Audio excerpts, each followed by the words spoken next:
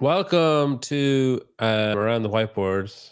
I have my haircut first before anyone comments on the likeness to Savan. Beyond the Whiteboard, btwb.com/all-in-one. Johnny, if you're not using this for your affiliate programming, you should be. And if you want to, they will just seamlessly slide you over from whatever system you're currently using. Mayhem have just joined. They're sticking on Sugarwatt and stuff because, they're multiple platform users. Beyond the Whiteboard also do all the stuff for Rogue. They're doing what's the name of the thing? It's not occupational games. What's it called? Service games. Service Cup. Service Cup. They're doing all that stuff. If you go to btwb.com/all-in-one, or you can just download the app and use it to track your workouts, and it puts really annoying little GIFs up when you're doing. So if you put in burpees, it has a little guy doing burpees. Assault bike, there's a guy in the assault bike. Anyway, that's that. Why can't I see the comments? Oh, there they are. Cool. All right. Thanks for coming, everyone. Switzer wins. Not even a contest. I give Scott the upper hand as well. Rooting for Will to win, so yes, another one of these. Yep, I think that's Will's worst. That makes one of us cave. All right. I need to share the clock. I would say apologies, I'm a little bit slow today, but this is actually nothing new. Nothing has changed. I just have a different reason. Okay. You're the best in the business. Our first topic. Scott just got himself a point. Our first topic. Should online qualifiers, Will, you're going first in this to your delight, I'm sure. Should online qualifiers screen athletes for the next stage? What we mean by this is if a competition, say semifinals, is going to have handstand walking over obstacles, should there be handstand walking just on a flat surface in the online stage before that, so in quarterfinals, to screen athletes that cannot do that and therefore will not be able, they're not going to learn how to do it in a month. So should online qualifiers screen athletes for the next stage? Will, you're up first. You got 60 seconds. Your time starts now. Go. Start feeding me talking points in the comments. So I would say online qualifiers, their purpose is screening athletes. I think if it's a qualifier, then that's the whole purpose of having the online event, is to screen athletes. Do they have to screen for every specific movement? Absolutely not. That would be relatively impossible. Should they build upon each other? I think Davies talked about that a lot as being, a guiding principle in programming these stages. And so they should absolutely build on each other. Progressive weights, we see that every year. Open, now quarterfinals, semifinals, games, progressing in skill. Should we look at movement patterns? For sure, pulling, pushing. But it's impossible to screen for every movement. And at different levels, like the open, should be screening for general fitness pretty broadly. Quarterfinals more specifically, and then semifinals should be more skill-based, higher weights, seeing if athletes can last the whole games competition. I'd almost give you an extra point just for improving your setup from last week, where you were like in a love chair and then your mom doing washing up in the background. Okay, Scott, you're up next. You got 60 seconds. Time starts now. Off you go. Well, damn, Will got a good night's sleep. So here we go. Should we? Absolutely. But at what cost? The timing is already so compressed from event to event to event in the current season. And to do video review of all of that is going to be insane because we're adding more complex movements if we're going to add a test for even more complex movements in the next stage. So that means more complex judging standards, and CrossFit has already proven that they can't handle that in its current state already. So big cost. However, I'm tired of the shit show that happens when people get to the next stage and they can't have the ability or the capacity. They don't have the ability to do or the capacity to do the events at the next level. I want to see a better product on the floor when we get to those next levels, and we needed to find some way to figure that out. All right, you lost a half a point because I had to give you a word. Right, Johnny, you've got 60 seconds. Time starts now. Off you go. No, I don't think they should have to screen movements earlier on in the season. Like if the goal is to find the fittest male, female, and team, right? So as long as you look at it from games, semi-finals, quarterfinals, and the Open, and that it's a well-rounded test of a multitude of skills, then it's a fair test. Like, there should be movements that they haven't tested. Like, you think of the pegboard in 2014, the thicker rope and the thick and quick workout. Like, remember, now we're training for the unknown and the unknowable. So athletes should not know what's come in at certain points of the season. So general CrossFit athletes, you're preparing for anything and everything, and the programming and the tests of fitness should follow that example. Cool. Right. 20-second rebuttal time then, William. Your time starts now. Off you go. On Johnny's point, the purpose of open quarterfinals, semifinals is not finding the fittest. It's finding the right people to go. So that's why I think they should be screened to find the fittest at the games. And also, I think screening is important because I view CrossFit game season as an entertainment sport, and I don't want to see in the intermediate stages people failing. That was amazing. All right, Scott, 20 seconds. Off you go. Damn it, Will, you took my point in that last second. This is entertainment. We're trying to put on a show, and when we don't get the right people to semifinals, that's why we can't sell tickets, because the first couple heats, people cannot do the movements that are required, and it's not entertaining for the spectators. I don't think that's why you can't sell tickets. Okay, Johnny, 20 seconds. Off you go. I don't think the reason they can't sell tickets is because of the movements in the workouts. I think that there's a whole host of other problems around that, but once you start knowing the test, you're talking about specialization then, and that's not what this program is about. Cool. All right. I haven't said good stuff yet. I'm doing really well. Okay, I need to change your scores. There's a lot of people saying that I got hair. Did Sivan actually have lice? Is that why they all cut their hair, or did he just decide to cut his hair and then that was the story he told? I think he said his kids have lice. Oh, man. Yeah. Do you have lice? No. Oh. I was just kind of bored. It's a good reason. Yeah. I was kind of sick of, like, having hair. Yeah, Also, it's kind of annoying. can we just for a moment, how solid is my hairline? I was just thinking that. Pretty crazy. That was the first thing the barber said. He shaved my head. He goes, "Fuck, you've got a good hairline." And I was like, I'm glad, because if we did this and you were like, this would be a whole different conversation. All right. Scores after the first round. So Will is on 2. Johnny's on 2.5. A good little battle there. Will actually earned about 1.5 in his rebuttal.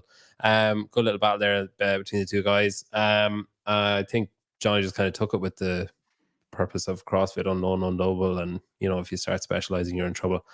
All right, Scott, you're going first on our second topic. European semifinals are kicking off tomorrow. You can watch Chase Ingram on the CrossFit Games podcast channel. So you'll have to subscribe to that as well as the CrossFit Games channel on YouTube. Chase will have a host of incredibly well-informed and expert guests, all of them joining him, every single one of them joining him on the broadcast for the CrossFit Games podcast. No, the CrossFit podcast. Fuck, I don't know. Somewhere for event 1, and you'll see the athletes run out of the stadium and then run back in and do their clean and jerks. And they might actually just be doing like a little, like a queue in a bank, a line in a bank, just going like up and down in that snake. Oh, fucking hell.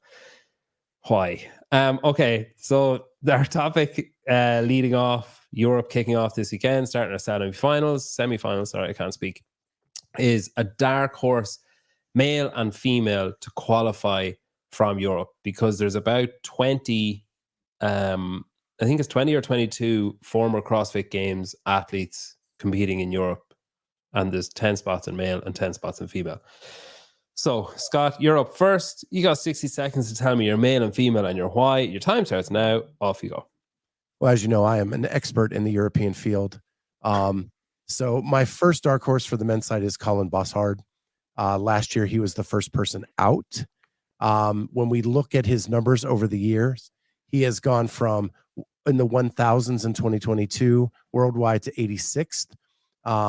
Last year, the events he did really well in were those events that were not monostructural in nature, like the snatch, run, snatch, and Linda.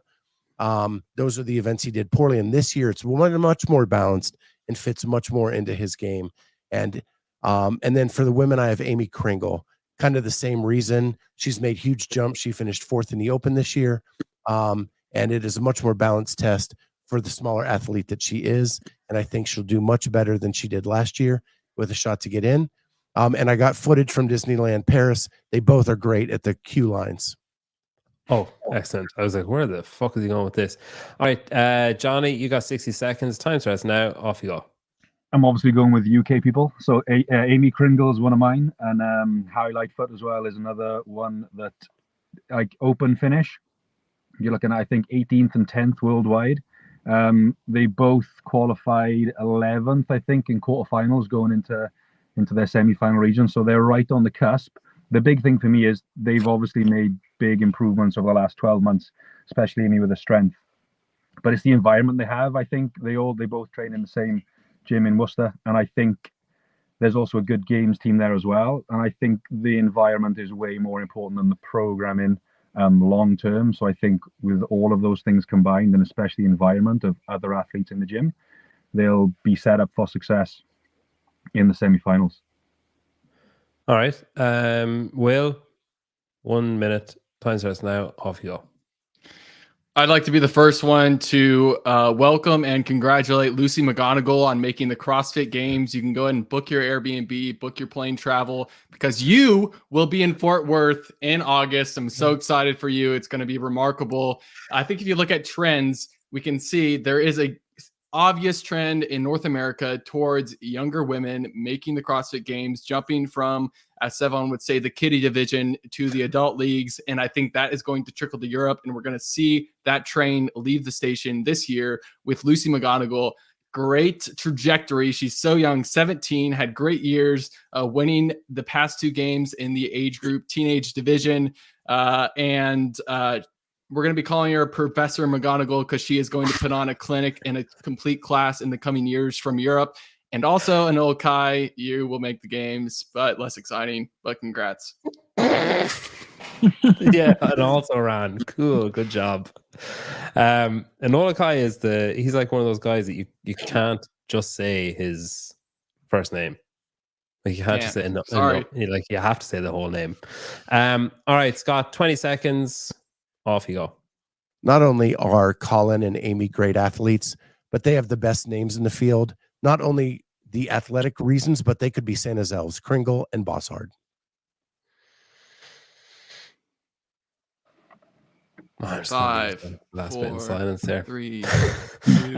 All right, Johnny, 20 seconds. Off you go. Yeah, I don't have much to add to my point. It's just that, yeah, I'll always go back to that. I think that having a couple of different semi-final games level athletes in the same affiliate all training together, following the same sort of line is going to be beneficial, especially for multiple games appearances, which I think both of those will. Fuck, I should have muted you. I thought you were going to stop. -3, -4. All right, Will, 20 seconds. Off you go. I mean, first place in quarterfinals, workout 3, Lucy McGonigal in Europe. I love Europeans. I know so much about Europe.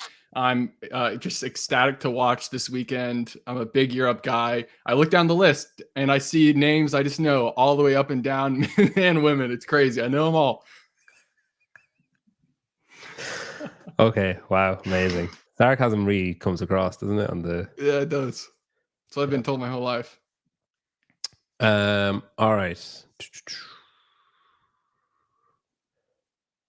I'm just doing some maths.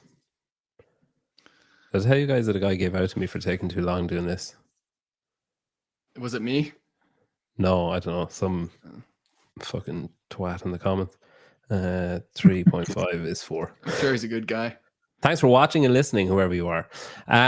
Okay, scores the end of that. Johnny's on 4, Scott's on 2.5, Will's still just ahead of Scott on 3. You got a point for the passionate delivery. The other 2 guys got a 1.5 because they actually like in an attempt at actually answering the question and didn't just like I ramble did. about one person for Why are you questioning my? I mean, that was the 53 question. seconds, and then be like, oh, I'm the other guy as well.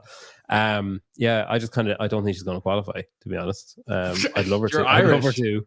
I'd love her to, but I think she needs another year. All right. Final topic, and potentially the most spiciest. All right.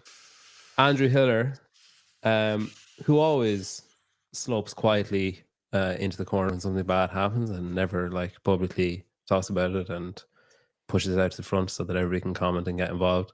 A terrible man for content. He's just, consistently got no engagement. Like, his numbers are terrible. Oh shit, I'm thinking of someone else. Andrew Hiller has been denied a media pass for the semifinals in the US of A. I don't know if he applied for Europe. I assume he didn't, but he probably would have been denied there too. My question is, the reasons are well stated across any kind of forum that you look at as to the why he might have been denied. My question is it logical or is it a foolish move by CrossFit to deny the media pass? Johnny, you're first up on this one. You got 60 seconds. Time starts now. Off you go. I would say, personal opinion, that it's a foolish decision. I think that any eyes on the sport, or we need more eyes, more content on the sport, especially at the games level of things. And I get it. Maybe some people don't agree with the way he goes about things. That's individual. I think what he's trying to do is trying to raise the standards of the sport in terms of video submissions and standards of movement. And like in any other sport, you're going to have people sitting in the studio at halftime not agreeing with the way the team's playing or individual performances or the way the referees go in. That's the same for any big sport. So I think that even if CrossFit didn't like the way he was talking about certain things, I think the CrossFit Games would win long term because of the extra eyes and content on sport. All right, Will, you're up next. You got 60 seconds. Time starts now. Off you go. Hard to say if it's logical because the guesses would just be a conjecture on why they denied him. But what I'd say is a media access pass, all that means is you get to be in the media pit to create content. It's not like he's going back in the athlete warm-up area and they have concerns like, oh, it's going to make athletes nervous or have some interference. And so should he have a media access to the semifinals? I think absolutely. There's no question that Andrew Hiller is the biggest driver in terms of content and narrative in the CrossFit space, and he's just on an upward trajectory. And so I think it's foolish because you should bring him. You're not even embracing him. You're just allowing him access. And I think the more that you communicate with him, have an open dialogue between him and HQ, the better the relationship will get. Looking long-term towards the future, knowing that he is the largest content creator in the CrossFit space, drives the narrative, and it's a big loss. And it's just setting up for disaster. You slowed down talking as it came to the end, and then you sped up when there was 1 second left. All right, Scott, you got 60 seconds. Time starts now. Off you go. Well, the only logic that makes sense is fifth grade playground logic, where sticks and stones may break my bones, but names really freaking hurt me. So what I'm thinking is, what makes no sense to me is Andrew Hiller is the second largest content creator in the space, and in the last 28 days had 534,000 views. He got denied media credentials. Me, who got approved for media credentials, only had 13,500. And I humbly say he deserves it more than I do. So this is like the NFL saying, CBS, we don't want you at the games. We're cutting off a third of our media coverage because we don't like you and we don't care that our ratings will dip. No business would do that. CrossFit's getting back to an era where they're intimidating and trying to blackball people so they can have their sport. All right, 20 seconds. Man, we are fucking motoring through this show. I just looked at the time and we're like maybe too fast. All right, Johnny, 20 seconds to call one of the other guys a moron or make yourself look smarter. Off you go. No, I thought they were all good points, boys. You just have to look at the old YouTube videos that CrossFit used to put out in terms of Fantasyland and the old stuff they used to do, like through HQ and stuff. They all get millions of views. Now they get maybe 100,000. Will, 20 seconds, off you go. Just give the man something to do. If you want to be specific, if you are if you wanted to be that in control of your narrative or are worried about perception, because I think that's the main concern. They're worried about the perception it gives if they allow him access. Stop worrying about that. It's going to be okay. Everything will pass and you will just skyrocket. All right, Scott, you're last on the 20 seconds. Off you go. This is not just a flaw. This is a fatal flaw. If they continue down this path of vengefulness and pettiness, it is going to lead to the death of the sport. And then none of us will have anything to talk about. We could talk about like furries. He did like a documentary on furries, didn't he? He did. How many views did you say he had in the last? Scott, what did you say? Me? Yeah, you said how many views he had. How many? 13,500. No, Hiller. Oh, Hiller had 534,000. Fucking hell. I mean, divide that by how many videos he's made, and that's what I'm saying about largest. Well, the only one bigger is Savon, and Savon does a daily show, so I just don't update my stats. That's why I'm not up there. Oh. Okay. I'll just read some comments to... Congrats, Scott. Everyone like the video now. Jesus. But everyone hates Savan. Yeah, apart from the hundreds of thousands of people. I have 103, or I have 1,003, and I got approved. Yeah, anyone else there can talk too. While I don't know what the rules are in media passes, but I think they should just go back to, hey, we just choose who we want instead of, they have like weird criteria that I feel like people don't even fall under. They should just be like, yo, we just choose who we want to be there. It was the thing that annoyed me was like, it was like, I can't remember the wording, but it basically said, if you're print media.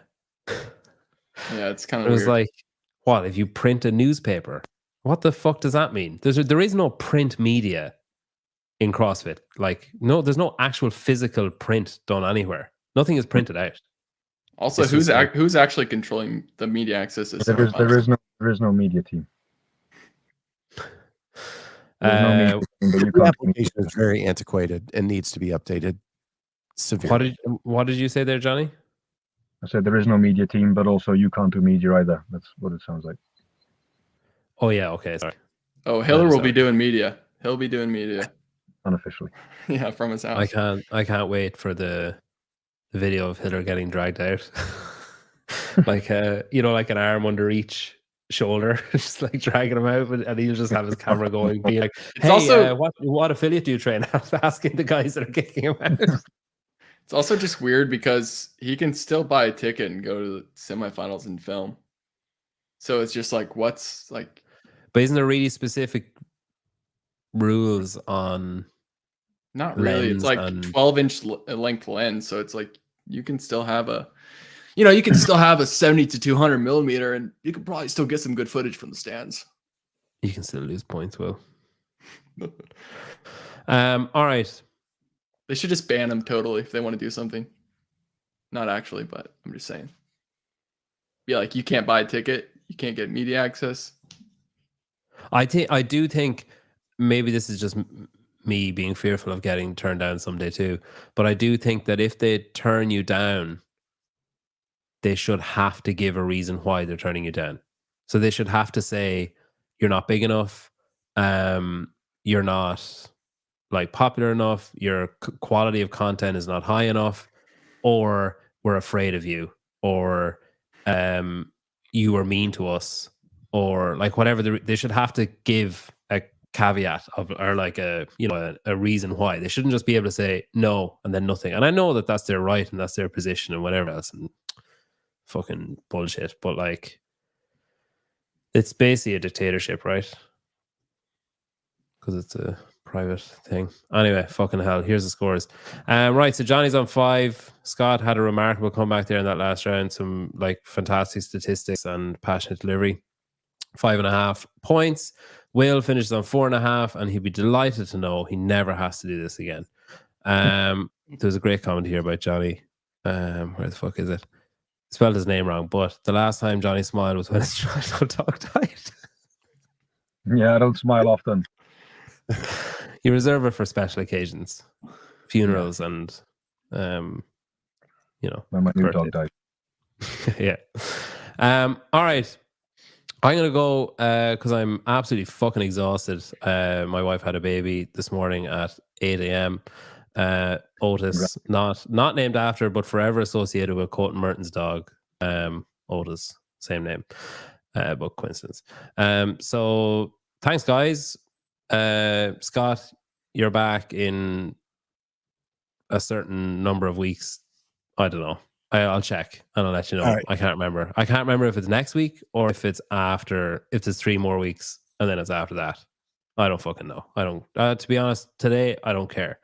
Thanks everyone for watching. Give Scott his 30 seconds. Oh shit, Cook, baby. 30 seconds. Oh shit, I don't have 30 seconds. Come on, you do. Just give out about media or something. Okay, you got 30 seconds. What about media? Okay. They also need to change the way they do media in a way where they give us notice well in advance and not 2 weeks before the event. Trying to get airline tickets with 2 weeks notice is freaking ridiculous. They need to do a yearly approval. If you have proven yourself, you get approved for this season and you can go to all the events. They may change the number or the size of your team or the length of your lens, but they cannot stop you once you're approved. Cool. There, that's my son there. If anyone wants to see him there. That's first public appearance. His first public appearance. He's not. That's actually a photograph, Will. And if it was, he wouldn't be able to understand you either. If he wasn't. Thanks everyone for watching. Thanks Johnny, appreciate your time. Thanks Scott. Thank you, Will. Johnny, do you used to do judging at the games, or is that just an old thing you used to do? Not since before COVID. Are you going to do Rogue? Potentially.